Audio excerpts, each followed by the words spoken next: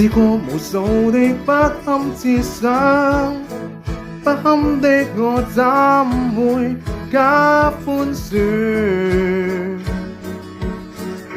也有嘗試過手腕割損，差點喪命將一切中斷。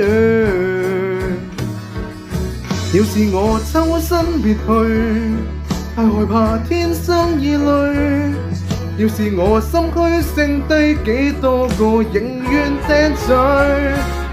如果據意回憶不堪的根據，忘掉痕跡也習慣一一收在心裏，掃掉那些破碎零碎，剩低過去積存眼淚。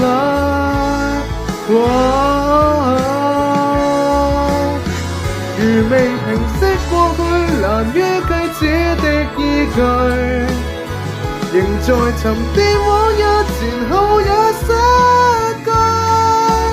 太習慣抑壓了情緒，亦不介意隱藏這事實。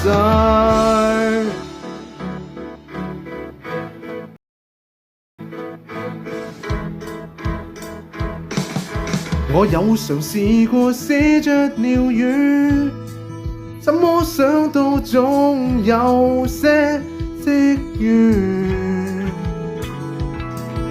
怕你仍會想有日如願，撕開隔膜總可以清算，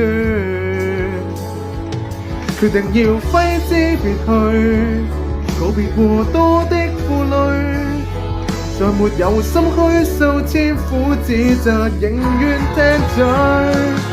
如果介意回憶不堪的根據，忘掉痕跡也習慣一一收在心裏，掃掉那些破碎零碎，剩低過去積存眼淚。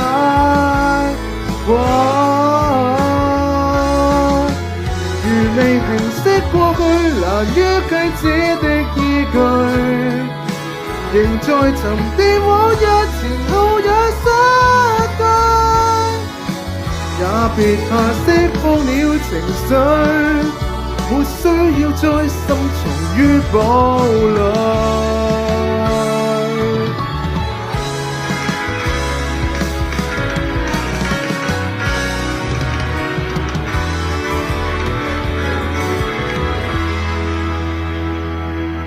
發洩難免會過分疲累，只想這秒鐘痛苦消退。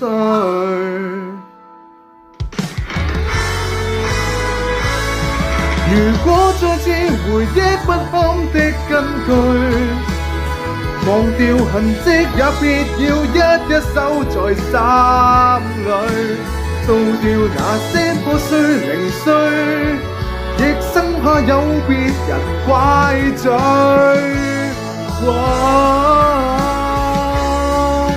如未平息過去留低當中的瑣碎，期待重聚那日無調更乾脆，放任去釋放那情緒，沒需要理別人的反